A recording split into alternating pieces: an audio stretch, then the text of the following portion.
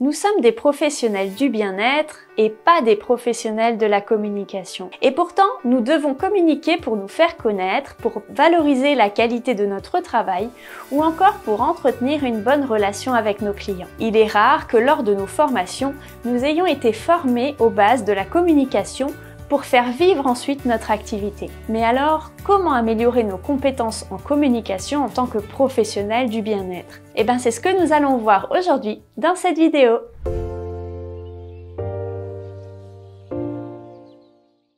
La communication est un pan essentiel du développement de toute activité professionnelle. Cela ne fait pas exception pour nous qui travaillons dans le domaine du bien-être. On ne nous demande pas pour autant de devenir graphiste, spécialiste en stratégie éditoriale, community manager, développeur web ou encore expert en relations presse. Mais avant d'avoir suffisamment de recul et de moyens pour déléguer à tous ces talents, on est souvent obligé de faire nous-mêmes et d'ainsi toucher un peu à tout. Mais alors, quelles sont nos options et comment choisir? Doit-on investir, apprendre ou encore doit-on déléguer? C'est là que beaucoup d'entre nous bloquent puisque nous ne sommes pas experts. Nous passons énormément de temps à faire des choses que les experts pourraient faire mieux et surtout beaucoup plus vite que nous. À ce moment, nous devons nous poser la question de la pertinence d'un bon investissement.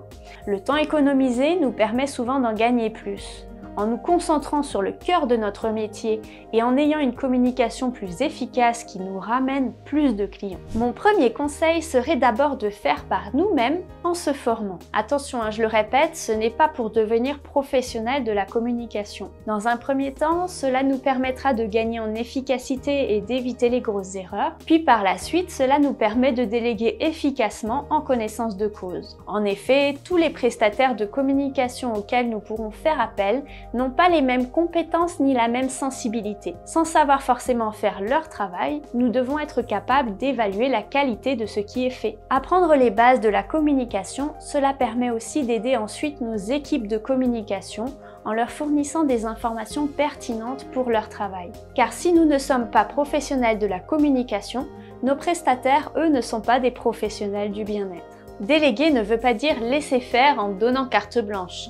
Ce ne serait un cadeau ni pour les communicants ni pour vous. Ainsi, même si les communicants sont des prestataires externes à votre petite entreprise, ils sont des collaborateurs qui participent à votre projet. Si je peux vous rassurer sur un point, c'est qu'en tant que praticien, nous sommes déjà un petit peu des communicants. Pour les besoins de notre métier, nous pratiquons l'écoute active. Alors, même pour notre communication de marque, les principes de la communication interpersonnelle s'appliquent. Écouter ce que disent nos clients, certes, mais aussi comprendre ce qu'ils ressentent, ce qu'ils pensent et ce dont ils ont besoin, reste la base pour avoir une communication d'entreprise juste et efficace. Et d'un point de vue pratique, ne cherchez pas à parler à tout le monde en même temps. Partagez votre singularité et soyez prêts à faire évoluer votre discours. Parlons maintenant de la communication non verbale.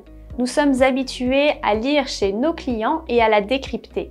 Mais nous oublions parfois que nous envoyons un certain nombre de messages à nos interlocuteurs par la communication non verbale. Dans notre communication vis-à-vis de l'extérieur, que ce soit sur les réseaux sociaux ou dans les rencontres de networking, c'est l'image de notre entreprise que nous portons. Notre langage corporel, les éléments de langage que nous délivrons ou encore le ton de la voix font partie de notre discours professionnel. Il est à mes yeux assez important d'apprendre à travailler dessus pour offrir un meilleur écho à nos propos. Parmi nos consoeurs et confrères, certains accompagnent à la prise de parole en public.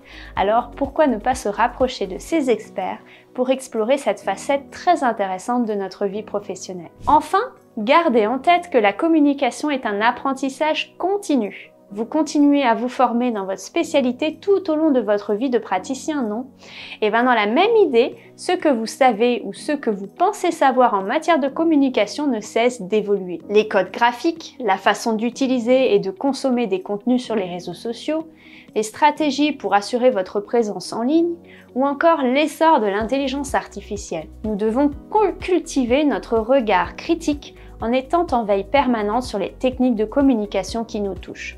En naviguant sur les réseaux sociaux, en patientant dans la salle d'attente de notre sophrologue ou de notre réflexologue, nous sommes en permanence confrontés à des supports et des techniques de communication qui peuvent nous inspirer, nous toucher et nous faire réfléchir. Inutile de chercher à copier exactement ce que font les autres, mais interrogeons-nous sur ce qui nous touche, nous, pour pouvoir l'adapter à notre activité et continuer à toucher nos clients ou futurs clients avec notre passion. Pour aller plus loin sur le sujet, vous pouvez revoir la vidéo que nous avions tournée en 2022 sur les clés pour développer une activité pérenne et épanouissante avec l'agence de communication Elona, notre partenaire.